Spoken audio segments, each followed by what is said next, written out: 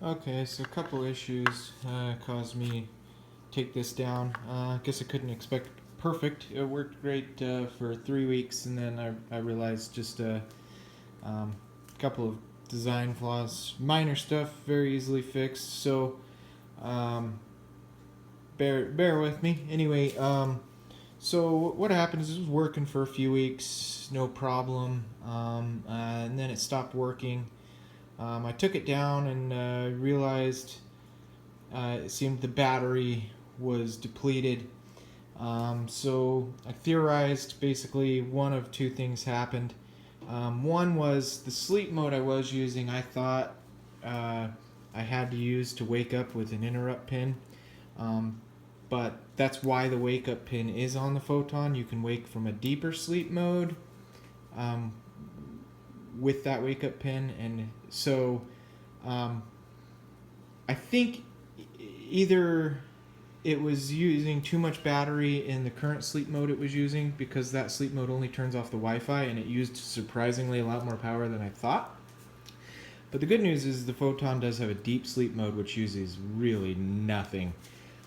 So either we depleted the battery and it didn't like it, or the second theory, and I think most likely, is that the battery itself did not have charging protection circuitry in it like I had thought. So it might have been on that board. A lot of them do, though, when you look online. The type of battery it is that was inside mine wasn't in the holder, but was one of these, basically an 18650 lithium battery. So what happens? I thought it was dead. I tried to kind of just charge up the cell and was like, oh, I'll just change my code to use that deep sleep. Cell would not take a charge, so it was destroyed. So it either got destroyed by being drawn down too low from it using that higher power mode, or it was just overcharging, which I think is more likely from the solar being directly hooked up without anything. Good news is easily fixable on both accounts. So for the first thing, I found these on Amazon. It's a pack of 5 of them for $2.29. Granted, you might have to wait a minute. It's probably coming from China. I purchased it. Still waiting on mine. But it's basically a lithium battery charger board with overcharge protection and everything. So this would fix it perfectly. So for the ins, plus and minus, that's where you would take your solar. Obviously still using the diode. And then it has outs, plus and minuses, and then you can see the battery plus and minuses there on the left side. So the battery plus and minus would hook up to that, and then the outs would obviously, that would be your positive and negative that goes to your Photon to power it on. It's a tiny little board. It looks like the size of your thumb, if not. So it should fit in the project fine. And especially with the original battery that came with your step light and everything, this should work perfect. This will make sure it doesn't overcharge. It gets the perfect charge. It'll also make sure it doesn't over discharge, and that is just dirt cheap to fix it. However, because my battery was fried, I needed a different battery, so I either needed to order another step light or battery. I saw the batteries were like $20 or $10 for, I can't remember what it was. I think it was $20 for like a 5-pack. And I'm like, well, I don't need a 5-pack. So I kind of went a different route. It doesn't matter. I think this will work. I ordered some to try anyway, probably to build a second, maybe for my mom's house or something. There's no reason this shouldn't work. I just kind of figured these batteries that were in it, I'm sure those of you that started building it. So, I mean, it's pretty big and hard to fit in the project. So I figured since I had to buy a battery, I'm going to use this. I bought one anyway. Used for a different solar project with that charger board. But I went just a slightly different route with mine. But I think you can either fix the battery problem with this, or like what I did. Particle makes their own power shield meant for solar charging, and it just slides right in here. And then since this solar panel, I measured it with my load meter, puts out 5 volts. This solar input's meant to take 7 to 20 volts, but it also has a 5 volt input right there next to that micro USB if it'll focus. You can see where I've got it coming into. So this, it does the same thing. It's just a lithium charger. Since I needed a battery anyways, this is a more expensive route. They're not $2 for a 5-pack, but it got here quick. It is simple. It does allow you more usability if you wanted to put code in. It has like a built-in battery meter. It can output the battery percentage and stuff with your mail text. You could have it send the battery percentage to or whatever. It came with a battery. It came with one of these like old cell phone type batteries with the little just clips in there. So I went with this route simply for this because it got here first, and I want to get my mailbox back going.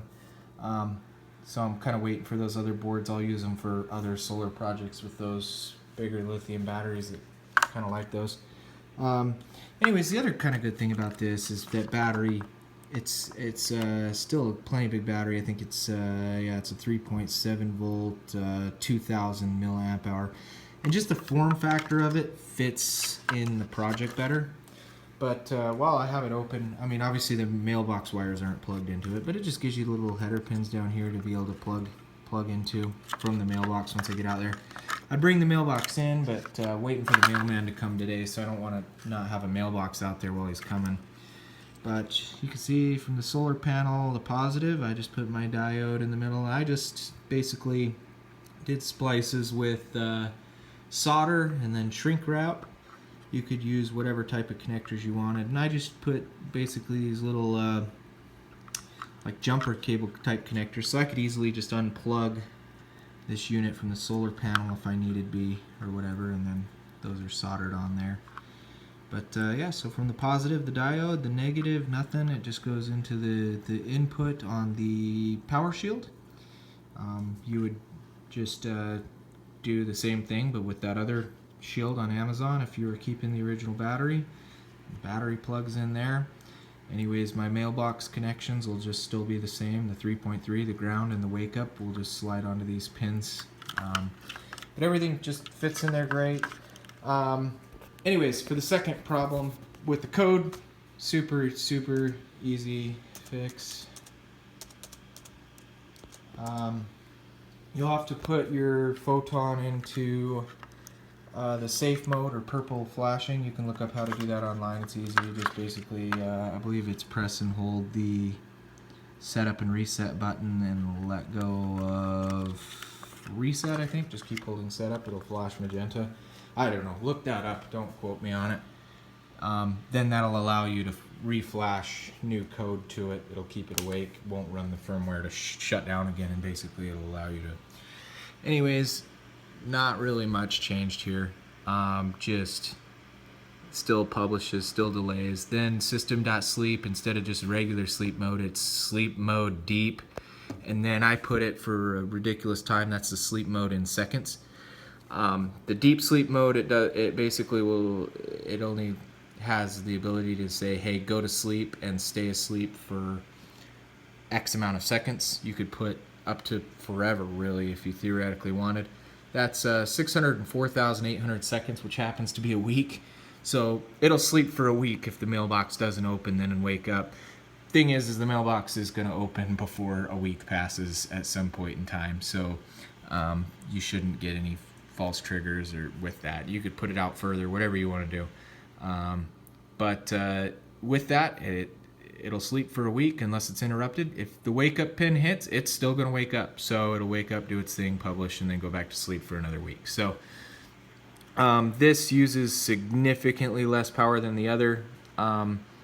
Not that I know for sure the power was the problem, but hey, why not fix both issues at once?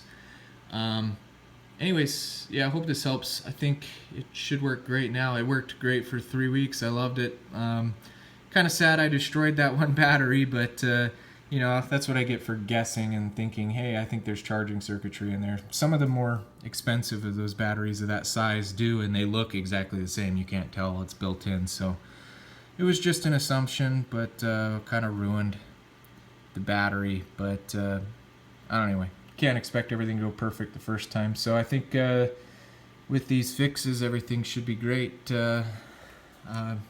Thanks for watching.